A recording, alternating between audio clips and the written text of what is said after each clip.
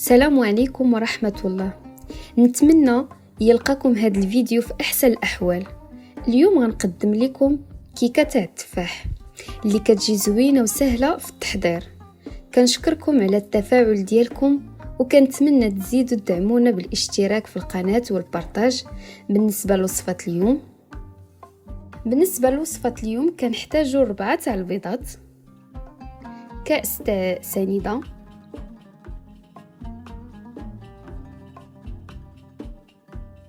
شوية تاع الملحة، وكيس تاع فاني،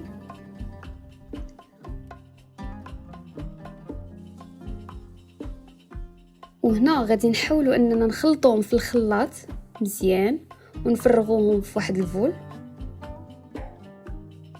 فاش غنفرغوهم غادي نضيفوا كأس تاع الحليب وكأس تاع الزيت وغنخلطوا الخليط تاعنا مزيان. من بعد غنضيفوا الدقيق حسب الخليط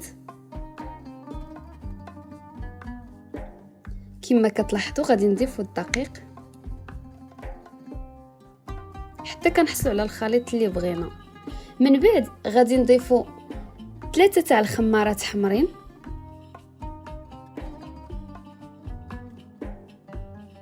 غادي نستخدم في الكيك اللوز والقرقاع وغادي نضيف عليهم القليل من الدقيق وغادي نحركهم هذا باش ما يهبطوش لتحت، باش ما يهبطش القرقاع واللوز للاسفل.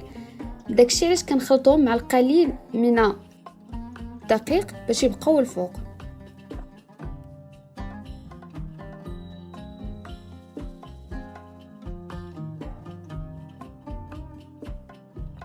من بعد غادي نزينوا الكيك ديالنا بالتفاح كما كتلاحظوا. غادي نزينوا الكيك ديالنا بالتفاح على هذا الشكل.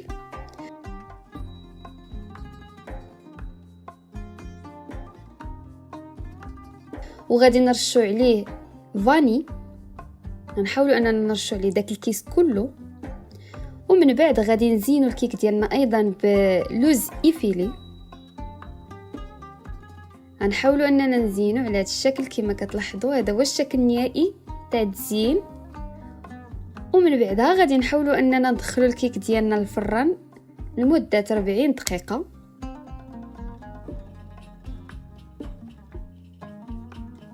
على هذا الشكل كما كتلاحظوا.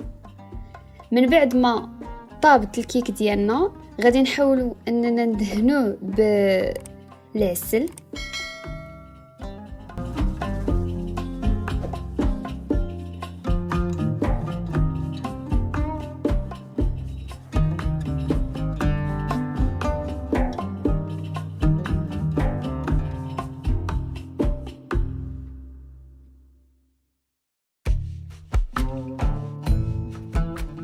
من بعد ما غادي ندهنوا الكيك ديالنا بالعسل غادي ندخلوه للفران اللي هو ديجا طافي، ما غاديش يكون شاعل، غيكون طافي فقط. ديك الحراره ديال الفرن غادي ندخلوا ليه الكيك ديالنا باش داك العسل يولي ياخذ داك اللمعان.